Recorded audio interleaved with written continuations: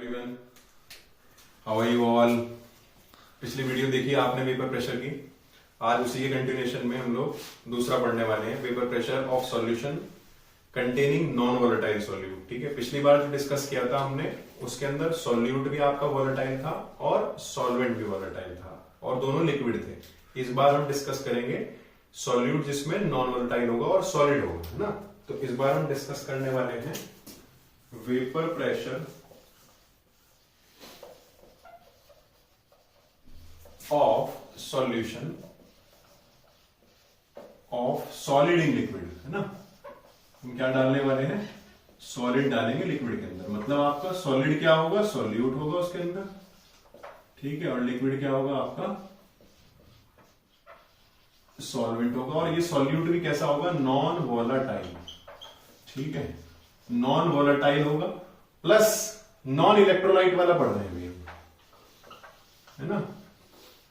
आपको पता है इलेक्ट्रोलाइट किसे बोलते हैं, जो आयंस में टूट जाए, जैसे NaCl, Na प्लस और Cl माइनस में। तो अभी उनका नहीं पढ़ रहे हम लोग, अभी हम लोग डिस्कस करेंगे जो आयंस में ब्रेक नहीं होते, जैसे यूरिया, सुक्रोज, ग्लूकोज, है ना। तो हम इन वाले सॉल्यूट्स की बात करेंगे, इन्हीं पे क्वेश्चन भी यहां से पूछा जाता है। ठीक, तो ये नोट करो फटाफट, किसको डिस्कस करने वाले, vapour pressure of solution of solid in liquid, जिसमें सॉलिड क्या है आपका सॉल्यूट है और लिक्विड क्या है आपका सॉल्वेंट है। और जो सॉल्यूट लिया आपने वो कैसा लिया, नॉन वोलेटाइल लिया एक तो, जिसके वेपर्स नहीं बनेंगे, ठीक है ना। और कैसा लिया, नॉन इलेक्ट्रोलाइट लिया, मतलब ये ब्रेक नहीं होगा। ये बात ध्यान रखना क्योंकि बाद में हम इलेक्ट्रोलाइट वाले भी पढ़ेंगे जब वेंट ऑफ फैक्टर पढ़ेंगे। ठीक, चलो हम लोग देखते हैं जरा। पिछली बार मैंने आपको बताया था वेपर प्रेशर बनता कैसे, ठीक है। तो यहां पे एक कंटेनर लिया मैंने, ठीक, इसके अंदर एक प्योर लिक्विड भरी है हमने, ठीक है। ये सरफेस के मॉलिक्यूल्स हैं आपके पास जो मैंने बड़े बड़े बनाए, ठीक है। अब क्या होगा, जब आप इसको हीट प्रोवाइड करोगे, वो अगेन सेम प्रोसेस, तो इसके क्या बनेंगे, वेपर्स बनेंगे, ठीक है। तो मैं इसके वेपर्स ऐसे दिखा रहा हूं भाई,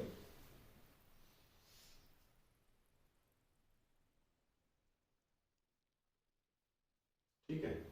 ये क्या है, आपके वेपर्स हैं। और ये क्या है आपका सॉल्वेंट मॉलिक्यूल्स, ठीक है। तो जब इवेपोरेशन होगी, जब इक्विलिब्रियम रीच हो जाएगा तो वेपर्स बनेगा। वो जो वेपर्स प्रेशर लगा रहे हैं उसी को वेपर प्रेशर बोलेंगे, ठीक है। तो इन सरफेस के मॉलिक्यूल्स का क्या बन रहा है, यहाँ पे वेपर्स बन रहा है, ठीक है। इसके अंदर हमने जो लिक्विड लिया उसको मैंने बोल दिया लिक्विड ए, और ये क्या है, सॉल्वेंट है हमारा, है ना। चलो अब मैं क्या कर रहा हूं भाई, इस लिक्विड के अंदर मैं सॉलिड सॉल्यूट मिला रहा हूं जो कि नॉन वोलेटाइल है, ठीक है। हमने क्या मिला दिया बीच बीच में,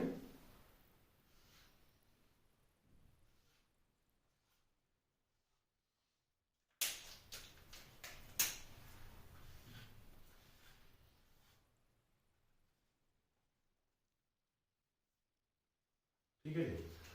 अब रेड वाले जो मैंने बनाए हैं वो है आपके सॉल्यूट के, है ना, सॉल्यूट के मॉलिक्यूल्स, और ब्लैक से किसके हैं, सॉल्वेंट।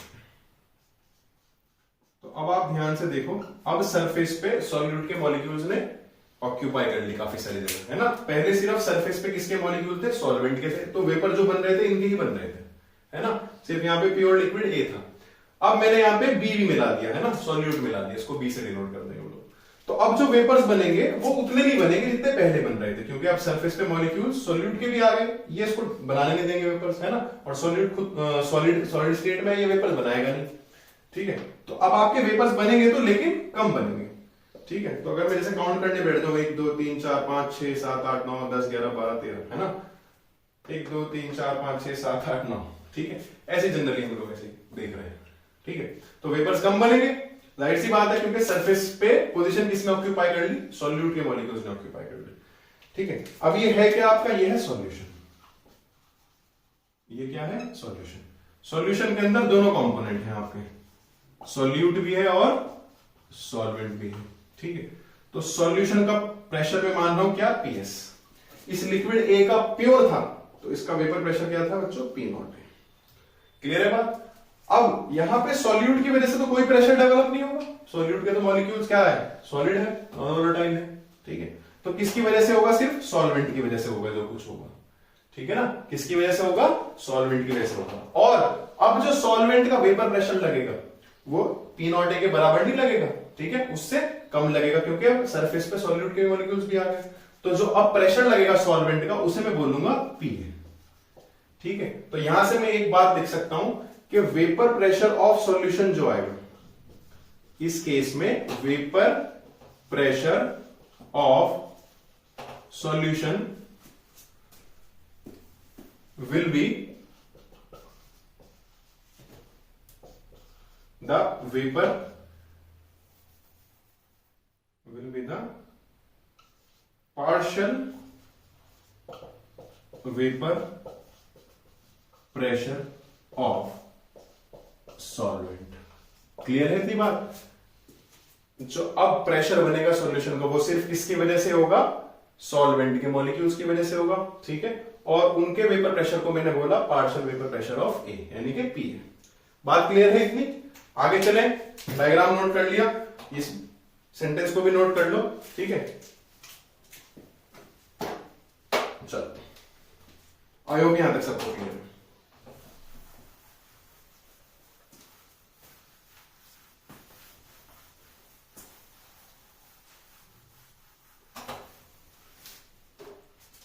चलिए, तो ये जो P है आपका, है ना, ये किसके डायरेक्टली प्रोपोर्शनल होगा? जितने ज्यादा उसके मोल्स होंगे, है ना, सॉल्वेंट के। तो PA will be directly proportional to its mole fraction. Clear है बात इतनी? और यही रॉड्स लॉ भी। रॉड्स लॉ क्या कहता है? The partial vapour pressure of the volatile component, है ना। मैं बोल दूं या मैं लिख दूं? लिख देता हूं थोड़ा सा। According to Raoult's law, the partial vapour pressure of the volatile component, है ना, और वोलेटाइल कंपोनेंट कौन है यहां? सॉल्वेंट है सिर्फ, यानी कि ए है। The partial vapour pressure of the volatile component in the solution is directly proportional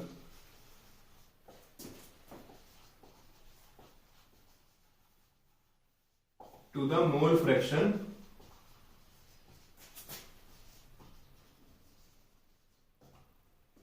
of that component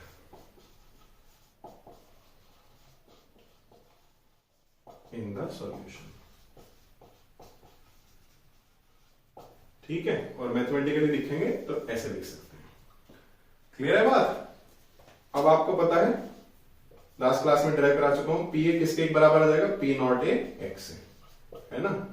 तो partial vapour pressure of solvent will be equal to vapour pressure of its pure component multiplied by its mole fraction. यहां तक note करो फटाफट से सब लोग। ठीक है, और ये क्या है? रॉड्स लॉ है आपका, एग्जामिनर का मोस्ट फेवरेट टॉपिक है ये। ठीक है, और सिर्फ लॉ नहीं पूछता, लॉ पे एप्लीकेशन बेस्ड क्वेश्चन पूछता है, न्यूमेरिकल्स पूछता है। क्लियर है? चलो मिटा दूं? चलिए,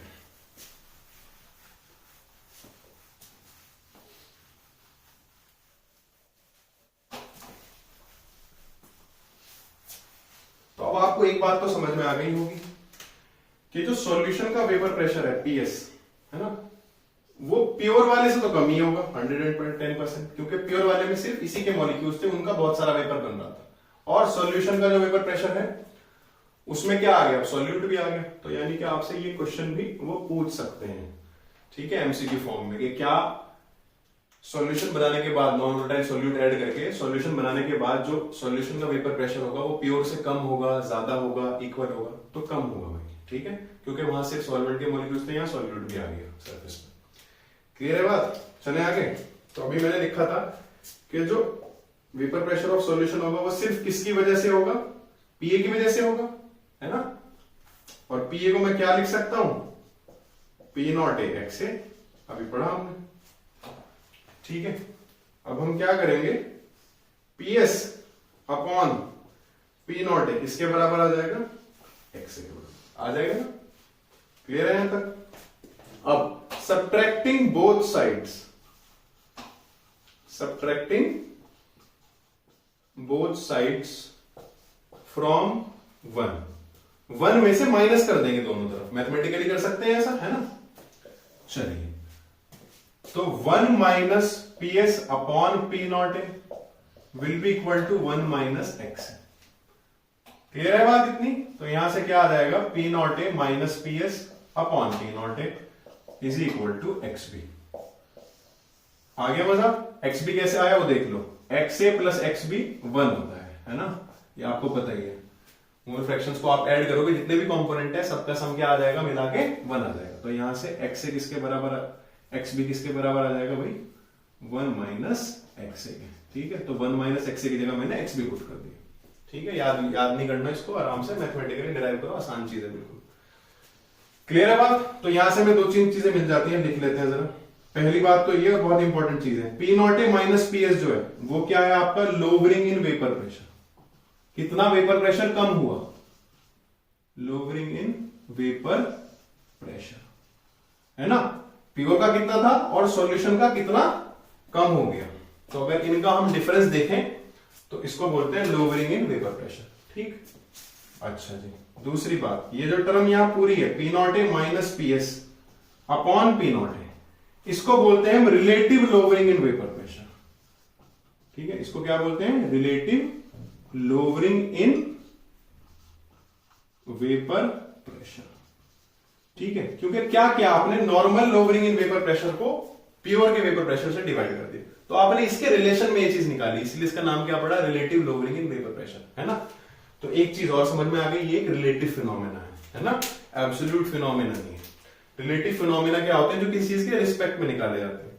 जैसे मैं तुम्हें एक कहानी बताता हूँ, हमारे एक सर थे, तो वो हमें पढ़ा रहे थे रिलेटिव और एब्सोल्यूट फिनोमेना, आरएस कॉन्फिगरेशन कभी पढ़े हुए आप लोग केमिस्ट्री में, तो वो समझा रहे थे।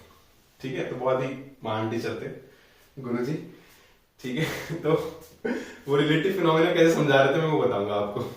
उन्होंने कहा, वो थोड़े डार्क थे कॉम्प्लेक्शन में, ठीक है, तो मतलब हमसे डार्क, मुझसे थोड़ा सा डार्क, और तो वो डार्क थे कॉम्प्लेक्शन में। तो उन्होंने समझाया कैसे, एग्जांपल कैसे दिया, तो उन्होंने कहा कि जैसे मेरे बराबर में कोई वेस्ट इंडीज का बंदा खड़ा होगा तो मैं उसके रिस्पेक्ट में गोरा हूं, लेकिन अगर कोई अमेरिका का बंदा खड़ा होगा तो मैं उसके रिस्पेक्ट में काला हूं। भैया रेसिज्म का वो मत लगाना, मैं सिर्फ एक जॉब के तौर पे बता रहा हूँ आपको। तो रिलेटिव फिनोमेना कैसे बताते हैं कि भाई आप किसी चीज के रिस्पेक्ट में देख रहे हो, तो उन्होंने बताया कि मैं उसके रिस्पेक्ट में काला हूं और यूएस के रिस्पेक्ट में गोरा हूं। ठीक है, तो जब वो ये बात बोल रहे थे कि वेस्ट इंडीज वाले के रिस्पेक्ट में काला गोरा हूं, तो पीछे से आवाज आई कि सर ज्यादा फर्क नहीं है। तो पर आप लोग मत करना ऐसा, ठीक है। तो ये हमारा एक रिलेटिव फिनोमेना है, ठीक है। और एक चीज और हमें पता चल गई क्या, ये जो रिलेटिव लोवरिंग है वो किसके डायरेक्टली प्रोपोर्शनल है, मोल फ्रैक्शन के, है ना, मोल फ्रैक्शन ऑफ सॉल्यूट के। तो P naught A minus P S upon P naught ए किसके डायरेक्टली प्रोपोर्शनल है, मोल फ्रैक्शन ऑफ सॉल्यूट। और ये एक कॉलिगेटिव प्रॉपर्टी भी है, क्योंकि ये किस पर डिपेंड कर रही है, अमाउंट ऑफ सॉल्यूट, आपने कितना अमाउंट डाला, है ना। और ऐसी प्रॉपर्टीज जो अमाउंट ऑफ सॉल्यूट पे डिपेंड करती हैं, ना कि उसकी क्वालिटी पे। ये एक्स बी किसका है, सुक्रोज का है, यूरिया का, इससे मतलब नहीं है। ये एक्स बी का अमाउंट कितना है ना, मोल्स फ्रैक्शन कितनी है, कितनी ज्यादा है, जितनी ज्यादा होगी उतनी ज्यादा ये रिलेटिव लोवरिंग रहेगी आपकी। ठीक है भाई, बात क्लियर है सबको? चलो हटा दो इधर से, वो आप लोग मत कर देना किसी टीचर के साथ ही।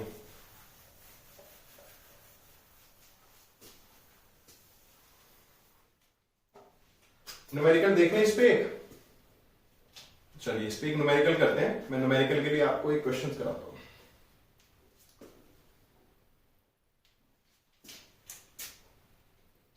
बस 1 मिनट दो मुझे, तब तक आप कॉपी कर लो।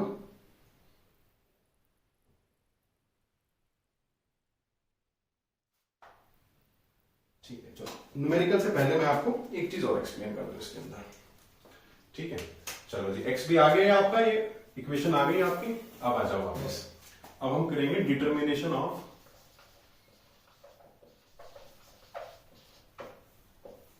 Molar mass of solute.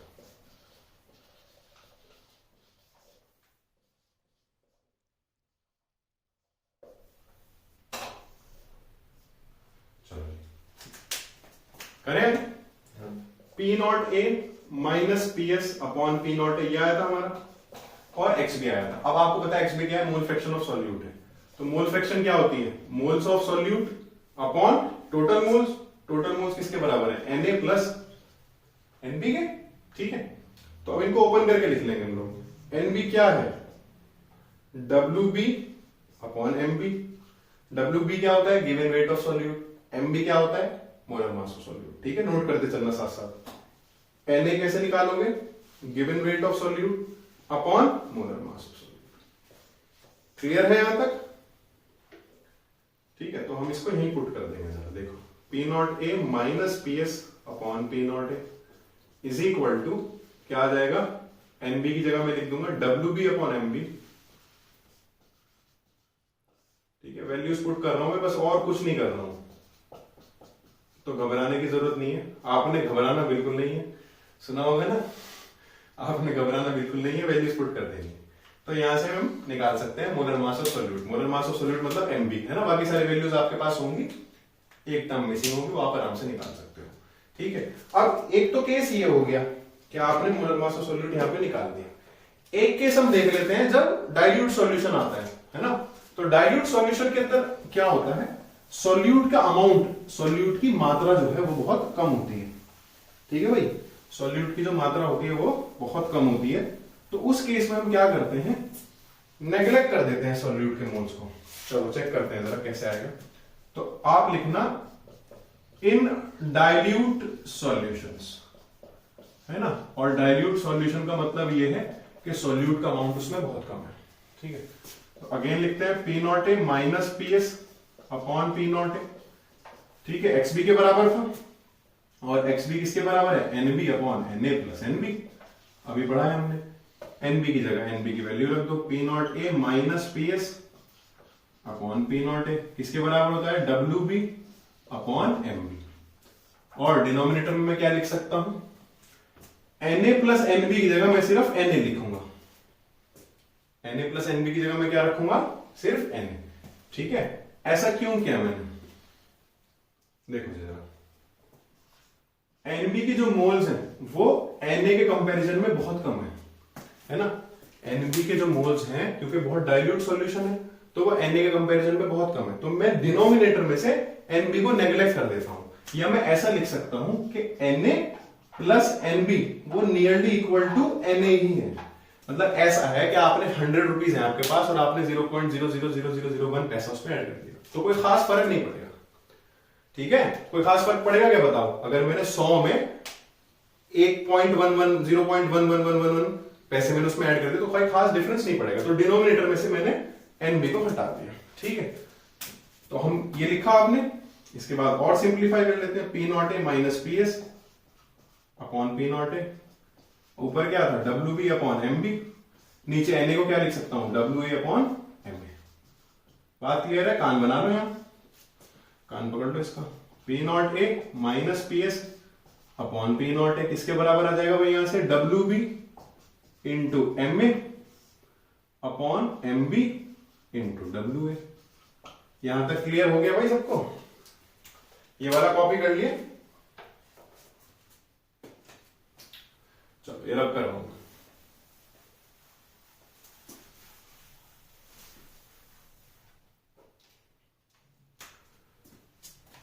तो यहां से हम क्या निकाल रहे हैं, molar determination of molar mass of solute. Molar mass मतलब MB, तो MB को एक साइड लिया, जब आपको MB निकालना है, ऊपर क्या बचा था, WB इंटू MA अपॉन ये पूरा टर्म एक साथ आ जाएगा, P naught A minus PS upon P naught A into WA बचा, हाँ ठीक है, ये बचेगा, है ना।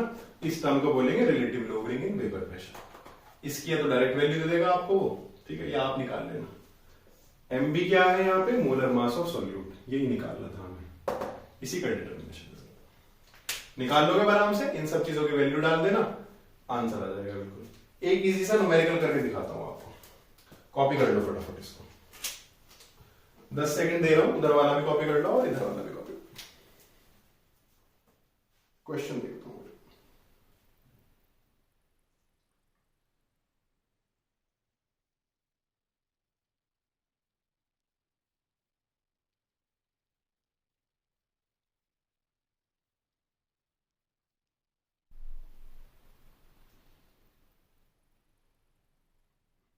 डन। चलिए ये एनसीईआरटी का क्वेश्चन है, वो करा दूंगा।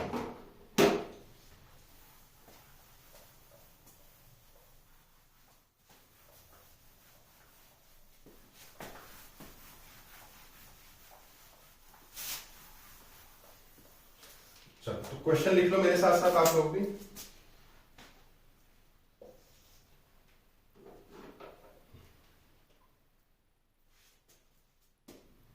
The vapor pressure of pure benzene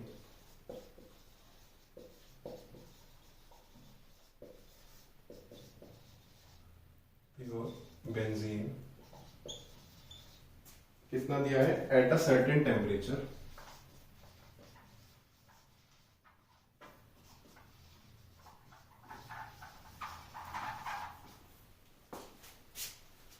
is 0.850 बार। ठीक है भाई। A non volatile non electrolyte, ठीक है, तो देखो दोनों चीजें उन्होंने मेंशन कर दी, नॉन वॉलेटाइल भी है और नॉन इलेक्ट्रोलाइट भी है। Solid weighing 0.50 gram is added to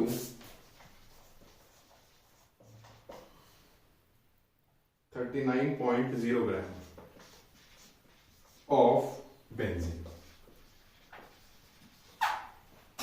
जो गिवन मिल रहा है यहां से वो लिखते चलना। मोलर मास देखो कितने अच्छे लोग हैं, मोलर मास भी दिया है, बड़े अच्छे लोग हैं। मोलर मास ऑफ बेंजीन वैसे आप निकाल सकते हो अगर ना दिया हो, ठीक है, जरूरी नहीं है वो दें। कितना दे रखा है 78 ग्राम पर मोल, ठीक है।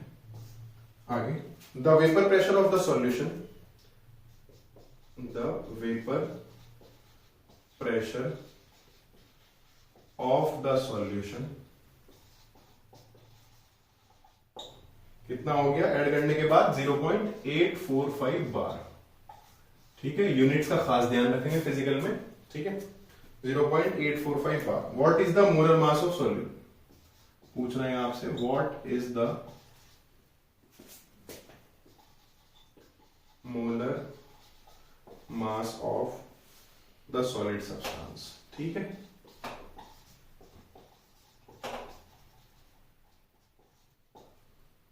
ये पूछ रहे हैं आपसे। चलो इसको रख देते हैं, अब क्वेश्चन करेंगे। सब लोग क्वेश्चन कॉपी कर लो और जो गिवन क्वांटिटीज है वो नोट कर लो। यहां से देखो क्वेश्चन में से इंफॉर्मेशन निकालनी होती है आपको, है ना। ये तो इंग्लिश में लिख दिया इन्होंने, अब यहाँ क्या क्या गिवन है मैं यहाँ लिख देता हूं। देखो जी सबसे पहले लाइन पढ़ो, the vapour pressure of pure benzene at a certain temperature is 0.850 bar. Pure benzene बोला, इसको अंडरलाइन कर लो, यानी कि पी नॉट दे रखा किसका, बेंजीन का। कितना है 0.850 बार। क्लियर है। और आगे बढ़ते हैं। Non volatile non electrolyte solid weighing, कोई एक सॉलिड है मुझे नहीं पता क्या है, वेइंग 0.50 ग्राम, मतलब उसका वजन इतना है। तो आपको पता है सॉल्यूट का वेट कैसे लिखते हैं हम, WB, है ना, अभी बताया था 0.50 gram is added to 39 gram of benzene. अब जाहिर सी बात है जब ये सॉल्यूट है तो ये सॉल्वेंट है, तो सॉल्वेंट का वेट कितना दिया है उन्होंने, WA 39 ग्राम। ये भी पता चल गया हमें, ठीक है। मोलर मास दिया है। The vapour pressure of solution, उसके बाद जो आपका सॉल्यूशन बना, ये सब ऐड करने के बाद, सॉल्यूट ऐड करने के बाद कितना बना आपका 0.845 बार। अब आपसे पूछ रहे हैं वो what is the molar mass of solid substance, यानी कि MB पूछ रहे हैं आपसे। तो अगर तुमने क्वेश्चन नोट कर लिया तो मैं कराऊं आगे। चलो ये गिवन क्वांटिटीज है हमारे पास सब।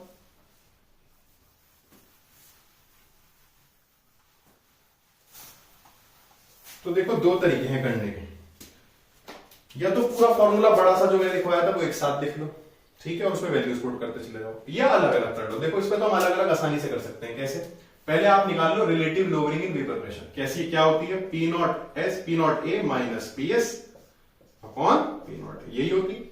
ये सारी टर्म्स हमारे पास हैं, अवेलेबल है। तो इसको निकाल लेते हैं पहले। पी नॉट ए है ना, ए मतलब बेंजीन जो दे रखा प्योर, ठीक है, कितना दे रखा 0.850 बार, यूनिट के साथ लिखना। पीएस ये लिख दिया मैंने 0.845 बार सॉल्यूशन का, और डिवाइड किससे करते हैं वापस पी नॉट ए 0.850 बार। ठीक है, फटाफट कैलकुलेट करो अपनी अपनी कॉपी में, बता दो मुझे क्या आ रहा है। ठीक है, क्या आएगा यहां से, माइनस कर दो जाके, माइनस भी करके दिखाऊं, लो जी कितना आ जाएगा 0.005 बार। ठीक है, 0.005 बार, तो यहां लिख लेते हैं 0.005, ठीक, और यहां कितना है 0.850 बार। कर दो जी डिवाइड दोनों को, तो ये कितना आ जाएगा, पॉइंट से पॉइंट हटा दो, 5/850 कितना हो जाएगा ये तुम्हारा, 5 1 जा, यहां कितना बचेगा 2 3 3 और 5 35, 5 7 जा 17, ठीक है, ये बचेगा ना 1/170। इतना ही रख लो इसको फिलहाल, आगे करना चाहते हो तो आगे भी कर सकते हैं, बट इतना रख लो। ठीक है, और आपको पता है ये किसके बराबर होती है पूरी टर्म, ये पूरी टर्म किसके बराबर होती है भाई, XB के बराबर होती है ना, तो यानी कि तुमने जो निकाला है वो XB निकाला 1/170। ठीक है, चलो कॉपी कर लो फटाफट, फिर आगे का पार्ट सॉल्व करते हैं।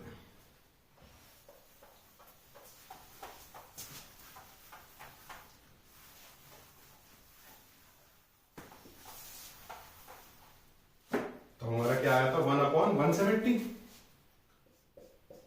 इज इक्वल टू XB, है ना, XB को ओपन करके लिख लो आराम से।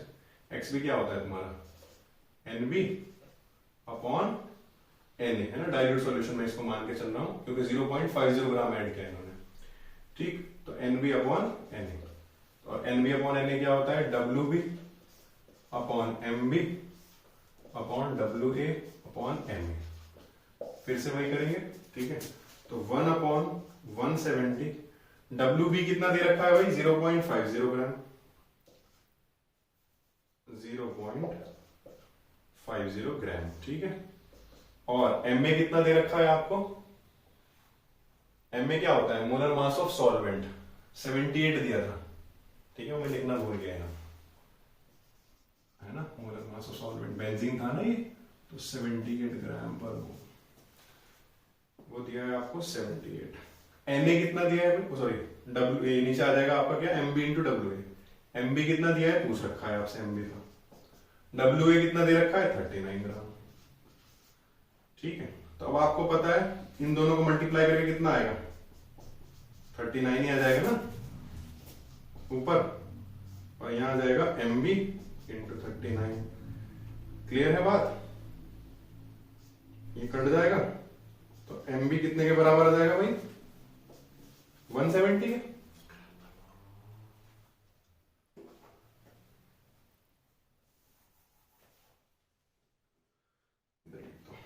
यहां दिख रहा है आपको, यहां लिख देते हैं, MB कितना आ जाएगा 170 ग्राम पर मोल, है ना, क्योंकि आपसे मोलर मास पूछा था उसने सॉल्यूट का, तो ना उसने आपको हिंट दे दी खुद ही।